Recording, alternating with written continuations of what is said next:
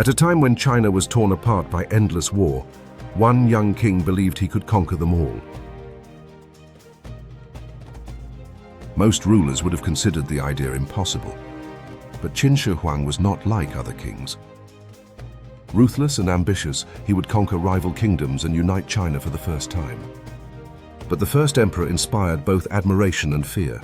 To some, he was a genius who created Imperial China. To others, a tyrant whose hunger for power knew no limits. More than 2,000 years later, his shadow still remains over Chinese history.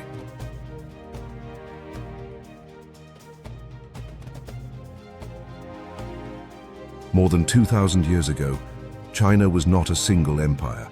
It was a fractured land divided between rival kingdoms constantly at war. This violent era is called the Warring States period. Across China, powerful states fought endlessly for land and survival. Huge armies marched across the countryside, leaving ruined cities and defeated kingdoms behind them.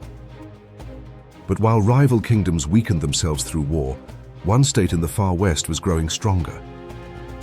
The state of Qin developed a harsh and highly disciplined system built for war. Qin armies became feared across the land. While rival rulers fought for temporary victories, the leaders of Qin were beginning to think far beyond survival. They dreamed of conquering all the kingdoms and bringing the entire land under one rule, and soon, a young king from Qin would attempt exactly that.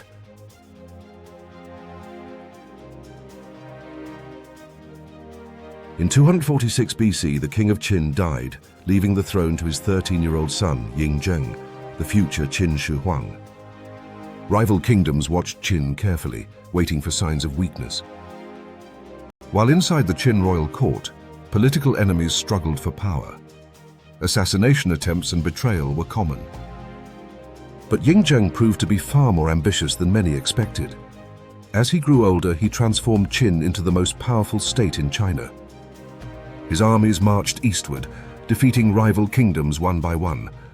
Some kingdoms surrendered quickly, others resisted fiercely. The wars of unification left ruined cities behind them. Then, in 221 BC, the impossible happened. For the first time in history, the rival kingdoms were united under one ruler. But Young King believed that the old title of king was no longer enough. Instead, he created a new title, Shi Huangdi, the first emperor. It was more than a political title. It was a declaration that a new age had begun.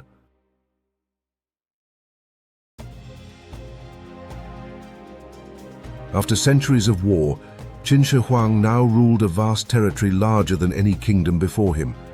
But conquering China was only the beginning. The emperor believed that everything had to be brought under central control. Different regions had been using different systems of writing, measurements, and currency. Travel across the vast territory was often slow and difficult. Qin Shi Huang set out to change that. Under his rule, China adopted a more standardized writing system. This made communication across the empire far easier. Common systems of weights, measurements, and currency helped tie the empire together. This also improved trade across China. For the first time, vast regions of China were beginning to operate as one empire under one authority. The emperor also ordered enormous construction projects across the land. Existing defensive walls were expanded to defend the empire against invasions. Roads, canals, and fortifications strengthened communication and control across the newly unified state. These achievements helped lay the foundations of Imperial China for centuries to come. But they also revealed something important about Qin Shi Huang himself. He was not satisfied with simply ruling conquered kingdoms. He wanted complete control over a unified empire. One system, one empire, and one ruler above them all.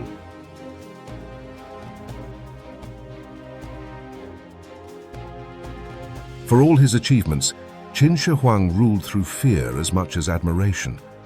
The first emperor believed that order could only survive through absolute obedience.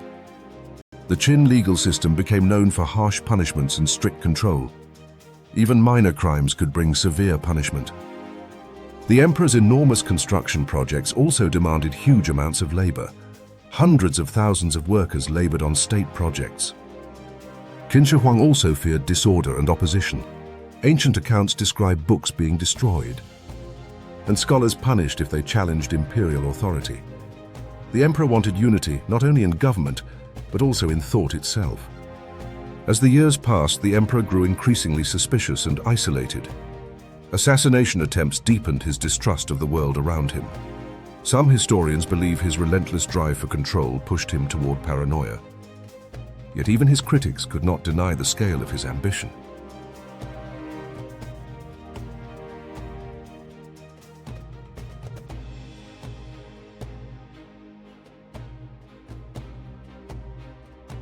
Qin Shi Huang's reign did not last long. After his death, the Qin Dynasty collapsed within only a few years, yet the empire he created did not disappear. Later dynasties kept the centralized government, unified writing, and other systems that he had established. His empire became the model for imperial China for more than 2,000 years. But his methods remain controversial to this day. Critics point to harsh laws, forced labor, and the suffering caused by his drive for control. Supporters argue that he ended centuries of warfare, united rival kingdoms, and helped create the foundations of a strong and unified China. What cannot be denied is the scale of what he achieved. At a time when China was divided by conflict, Qin Shi Huang united rival kingdoms. Under his rule, a centralized government was established, and a new empire emerged. More than 2,000 years later, his influence can still be seen across China today. Whether remembered as a tyrant, a visionary, or something in between, Qin Shi Huang changed the course of Chinese history forever. So, what do you think about the first emperor of China? Let us know in the comments below.